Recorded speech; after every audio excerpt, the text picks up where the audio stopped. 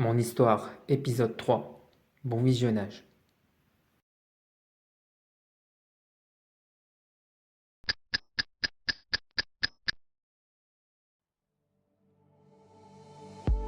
Parfois, la vie nous réserve des surprises. Des virages à 180 degrés qui changent tout. Je vivais paisiblement en Savoie, en tant que coach sportif. Ces montagnes, ces repères, mes amis comme des frères, ma routine, tout semblait tracé. Et puis, il y a eu cette rencontre, un autre virage dans ma vie. Vous tombez amoureux et vous décidez de prendre un autre chemin. Vous savez, celui qui vous donne des papillons dans le ventre et vous fait faire des folies. Elle vivait en Bourgogne, à côté de Louhain. La distance était très éloignée. Il fallait 2h40 pour m'y rendre. J'avais donc décidé de déménager pour cet amour naissant. J'ai fait mes valises, dit au revoir à ces sommets enneigés, et j'ai pris la route. Une décision folle, diront certains, mais c'était une évidence pour moi. Je partais vers l'inconnu, avec pour seule boussole l'espoir de construire un avenir à deux. L'arrivée en Bourgogne a eu le goût de la nouveauté, mais aussi celui de la désillusion. L'euphorie des débuts amoureux a vite été rattrapée par la dure réalité du marché du travail. J'étais plein de bonne volonté. J'ai commencé à envoyer des CV partout en Bourgogne. J'ai décidé aussi de me déplacer et frapper à toutes les portes, explorer toutes les pistes. Mais les réponses tardaient à venir, ou pire, elles étaient négatives. Chaque lettre de refus était une petite claque, un doute qui s'installait. Le chômage m'a fait du mal, car je me sentais inefficace dans ma vie. Une période d'attente et d'incertitude qui pesait sur mon moral, mais ma rencontre amoureuse me soutenait. Je me demandais si j'avais fait le bon choix, si j'avais pris la bonne décision de déménager. Mais par amour, parfois on fait tous les sacrifices. Heureusement, je n'étais pas du genre à baisser les bras. Chaque jour je me répétais en moi, je suis un battant. J'ai un vrai mental d'acier. Face aux difficultés, j'ai redoublé d'efforts. J'ai refait mon CV, encore et encore, l'adaptant à chaque offre. Je me rappelle, j'avais passé des heures à chercher, à postuler, à passer des entretiens qui ne menaient nulle part. La frustration était immense. Je voyais mes parents partir travailler chaque matin et moi, tourner en rond. C'était difficile pour l'estime de soi. J'ai donc travaillé un peu dans l'entreprise où ma mère et mon père travaillaient. Mais au fond de moi, une petite voix me disait de tenir bon. Je croyais en mes capacités, même si personne ne semblait vouloir me donner ma chance. Il fallait juste trouver la bonne porte, celle qui finirait par s'ouvrir. Et puis un jour, un peu par hasard, j'ai vu une annonce. Une salle de sport cherchait un coach en remise en forme et bien-être. J'avais beaucoup d'expérience dans ce domaine précis, et j'étais sportif, passionné, et surtout, j'avais une volonté de faire. Je me suis dit, pourquoi pas tenter, même si c'était mentionné remise en forme et bien-être. J'ai donc postulé à cette offre en envoyant mon CV et lettre de motivation. Les jours et semaines passèrent. Je n'avais obtenu aucune réponse. Je désespérais. Et puis, ce fut un matin où je travaillais dans une entreprise de nettoyage. Une gérante d'une salle m'a contacté pour me donner un rendez-vous. Je me suis présenté à mon entretien comme prévu. Et contre toute attente, mon discours a séduit la gérante qui se nommait Carla. Elle avait remarqué cette détermination en moi et un charisme qui manquait peut-être à d'autres candidats plus diplômés. Je fus pris pour un essai de cours de vélo et une présence plateau de musculation. C'était le début d'une nouvelle aventure. Les premiers pas dans la salle de sport n'ont pas été simples. Je devais tout apprendre sur le tas. J'observais Carla en cours, plus expérimentée que moi, pour prendre des idées. C'était une vraie professionnelle dans ce domaine. Il y avait une certaine pression. Il fallait être à la hauteur, crédible aux yeux des clients qui payaient pour un service de qualité. Les premiers jours, je me sentais un peu comme un imposteur, craignant de faire une erreur ou de donner des mauvais cours car ce n'était pas ma spécialité. Je passais mes soirées et temps libres à préparer mes cours collectifs, à mémoriser des chorégraphies et des enchaînements d'exercices. C'était épuisant, car c'était nouveau pour moi, mais si important dans mon travail. Heureusement, l'ambiance avec la gérante Carla était très bonne. Il y avait de l'entraide et de la bienveillance. Elle m'a partagé ses astuces et m'a encouragé quand je doutais. Elle m'a également mis son appartement en location à ma disposition. Peu à peu, j'avais trouvé ma place au sein de cette salle. J'ai aussi appris à connaître la clientèle. Des jeunes, des moins jeunes, des sportifs confirmés, des amateurs de vélo. Des débuts difficiles mais complets. Chaque personne avait une histoire, des objectifs différents. Je devais aussi donner de plus en plus de cours collectifs. J'ai compris que mon rôle n'était pas seulement technique. J'étais aussi un confident, un motivateur, un coach sur qui on pouvait compter. J'écoutais les problèmes des uns, célébrais les petites victoires des autres. Un lien fort s'est créé avec certains habitués, transformant mon travail en une véritable aventure humaine. Avec ce nouvel emploi, ma vie personnelle et de couple grandissait. Et puis, la plus belle des nouvelles est arrivée. J'allais devenir papa d'une petite fille qui allait se nommer Gina. La naissance de mon premier enfant a tout changé.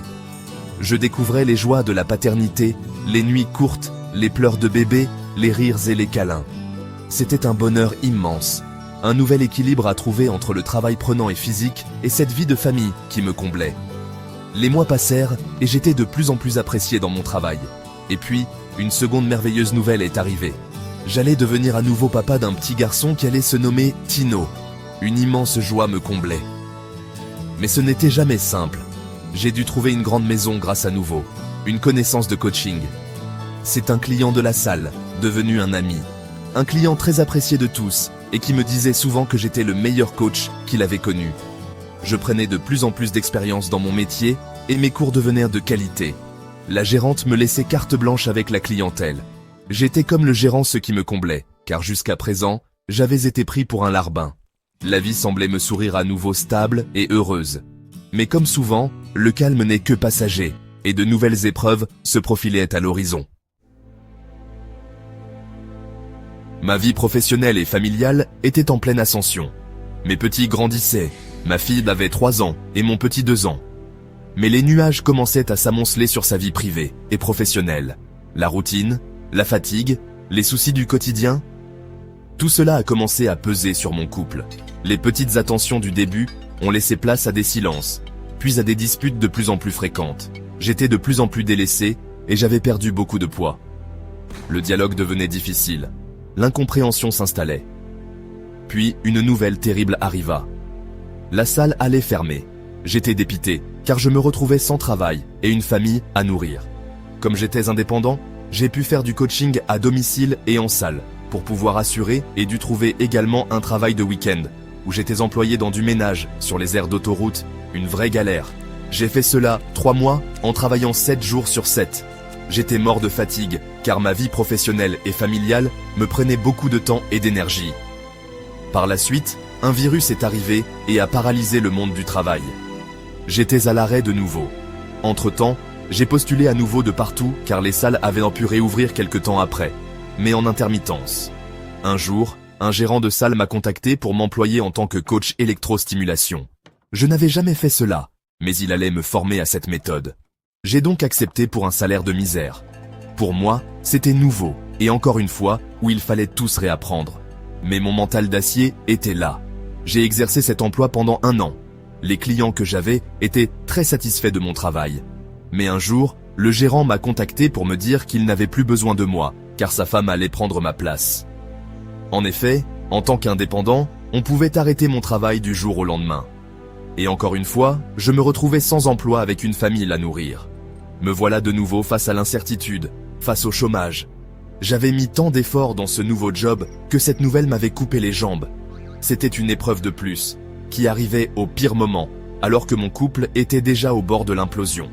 Je suis resté 2 mois comme cela, et par chance, j'ai pu retrouver un job en tant que coach sportif dans une salle à Bourg-en-Bresse, qui s'appelait Oasis Gym. Je connaissais bien les gérants, car j'avais été adhérent chez eux à mes débuts en musculation.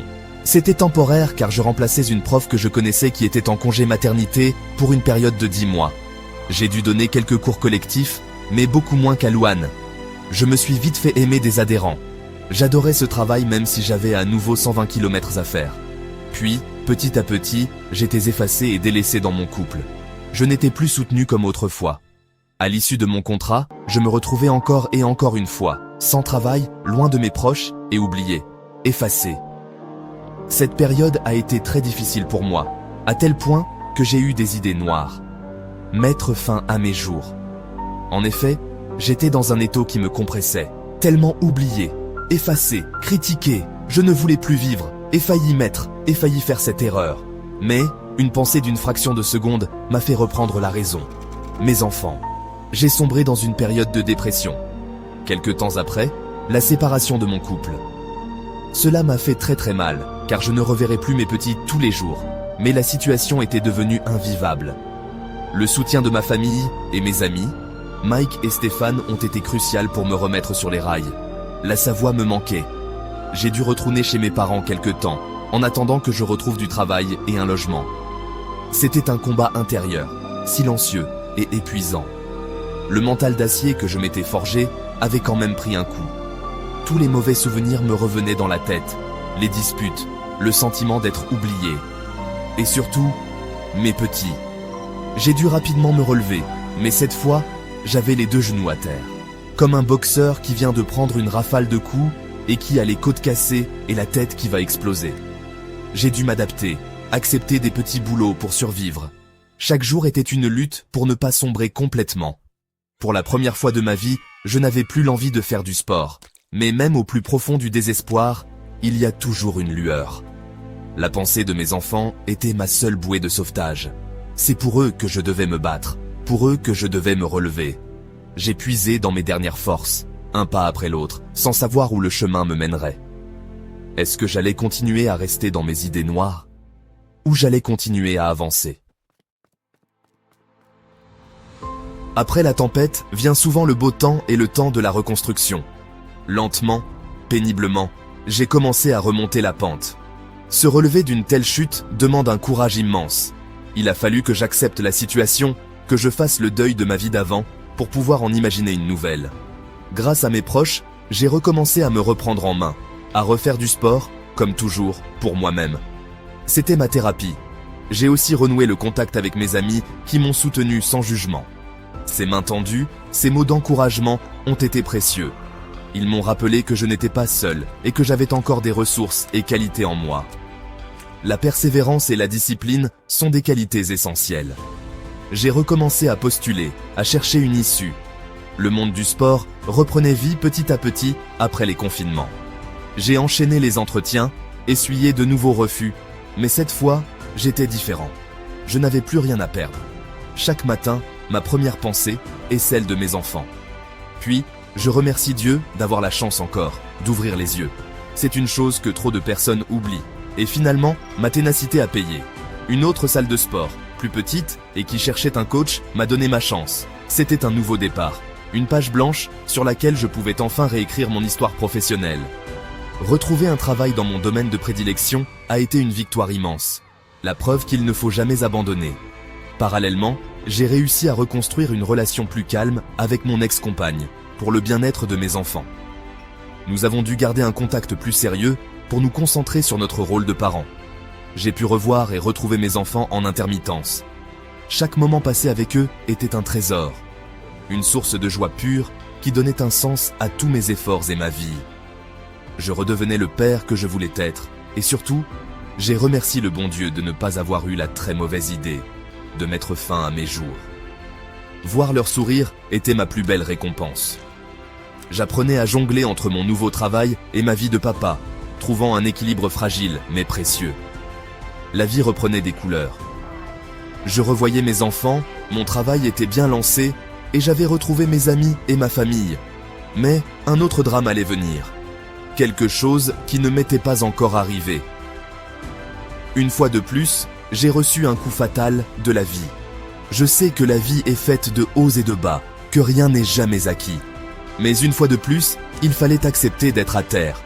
Mon parcours est une véritable leçon de vie et n'est pas encore fini. La suite s'annonce sombre une fois de plus.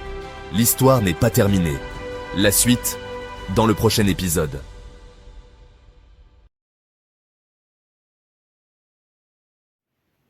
Merci à tous d'avoir regardé mon épisode 3.